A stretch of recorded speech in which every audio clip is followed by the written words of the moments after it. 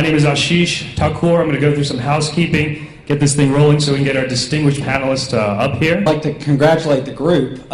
What a great turnout we've got here. When we started this thing in 1998, never really envisioned this, but thanks to the leadership of all these guys here, including Madhu and Neil Katod, this thing has really taken off. It's a surprise. But anyway, my name is Chris Carey. I've been president of the Allied Informatics for the last 15 years. We are in software consulting and integration between legacy systems and SAP. And every time I get to TiE, I feel like this is the place where I wanted to be. And I see TiE giving in a nutshell to the entrepreneurs. And I see the young entrepreneurs, we are going to develop them instead of just working for somebody, and they can be independent. The first one, which is probably most near and dear to me, is this program called TiE Young Entrepreneurs.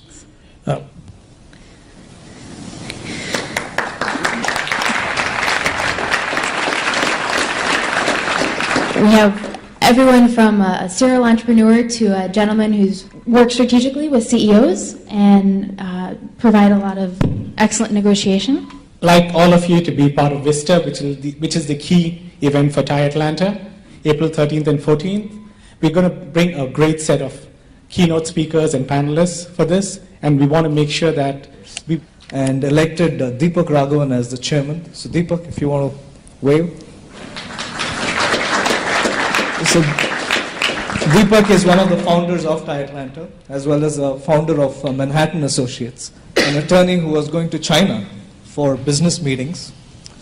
And then I spoke to Rajiv Dhawan, who's the speaker in February, who had just returned from Chile. Then I came and met, of course, our panelists, some of them, two of them for the first time. And I was wondering if, this was, he's also, very interestingly, the honorary consul for India in the United States. And an adjunct professor, he wears many hats, man of many talents, adjunct professor at Emory, Georgia Tech, Georgia State. And last but not least, we have Kirsten Godell, Vice President Marketing with the General Business Enterprise of IBM North America. So she brings yet another different perspective, which is very strong familiarity with technology services.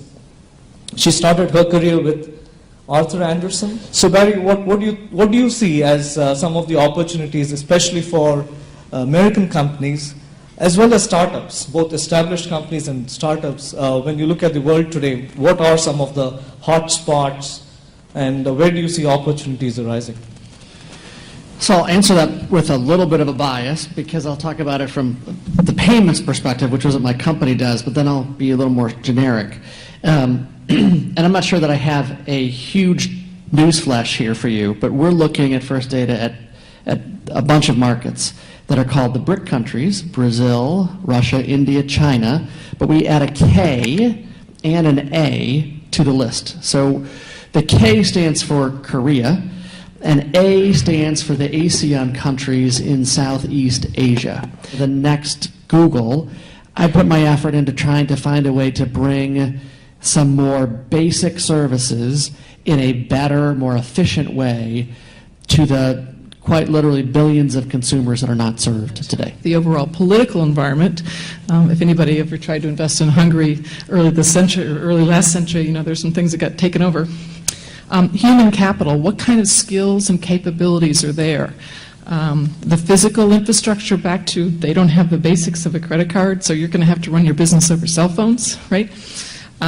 What's the economic recovery look like in those countries if they're going through some challenges? And then the effectiveness of the government. So those are the kinds of things we looked at to pick the 20. I'd say if I were to look at just the IT market opportunity to give you a sense for the growth rates, right now China is 11%, so China and India are very, very high as far as our capabilities. Overall, those growth markets are growing 7%. And our franchising process, and usually our franchisees are not really challenged by financing. It's not been that big issue of the new franchisees that have come on the last 5 years. They're generally very well-financed groups, looking at new opportunities. Some first time in the restaurant business, others are multiple brands, just taking another product line to deliver. Constantine, any comments on IBM's own experience in joint ventures, just- acquisitions? I'll make one comment is, if you're looking at going into a market and selling, you really want to have a local team on the ground. So an acquisition is a pretty easy way to go get that done. I think a few years ago, we were the #1 employer in India, right, as a U.S.-based corporation. I think we've been surpassed. Somebody else bought somebody. But, the idea is you go in, you get it going, and then you end up staffing it long-term with local employees. When we go in, as it's a subsidiary or a joint venture, it's usually based on the laws or the culture. So, for example, there's no IBM in Saudi. It's Saudi business machines. So we operate very, very closely, but for whatever reason in that country, we are set up with that legal entity to run that. So much is on the local laws as well. But we've been kind of on an acquisition binge, so at 113 or whatever it is. So, it's really, the acquisition is probably the first way in. Thanks. Have you all had any experience in terms of countries where local partners are a must, where you cannot have 100% ownership? Any experiences of that kind? Was for us to sign one piece of paper which says you will comply. The boycott office sends out a questionnaire. If you sign it and send it back, then everything will go away. But the fact is, if we had signed that as a company, we would have been in violation of the U.S. anti-boycott laws. And so there was a lot of pressure from Syria, a lot of pressure internally to sign that piece of paper, and it was in my office, and I wouldn't sign it. And eventually, a couple of months down the road, we got through the law system, and they allowed us to have the trademarks registered and keep the stores open. But you've got to really have a principled way of doing business internationally and stick to your guns, and even in spite of pressure from the foreign businesses or whatever. I think that was an important lesson learned, and it worked out at the end. And if it hadn't, then we would have been out of Syria. But you do have to really stick to your principles, and that's part of doing business domestically or internationally. Just stick to your core values. So I'd say two things. First, the value of partners cannot be underestimated, especially mentoring markets where you don't have core competency. I've gotten to a point of view which is very clear that I'd rather have 50% of something really successful than 100% of something that doesn't work. So sharing with a partner that can help you accelerate and be a success in a marketplace is hugely valuable. Second thing is, I call it the law of twos. It's about setting expectations. This has been an extremely interesting evening for me. The reason I am so intrigued is that I'm here as a foreigner. I represent that country that does $1 million of business a minute with the United States, and I'm here with my colleagues Sandeep and Bill over here. I represent the Canadian Foreign Commercial Service. And as I'm listening to you describe the challenges... The Coca-Colas, the IBMs, the folks like that, they are so networked into those countries, they usually only come to us for major strategic issues. Important things that have to do with FDI, or if there's some kind of legal situation that they need to be get some support from the U.S. government.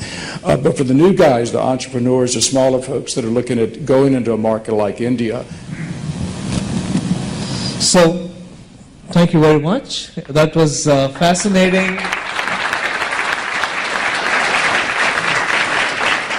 And I think the richness of the varied experiences, I think that is really valuable to all of us. And again, thank you for spending your evening with us. And thanks to all of you.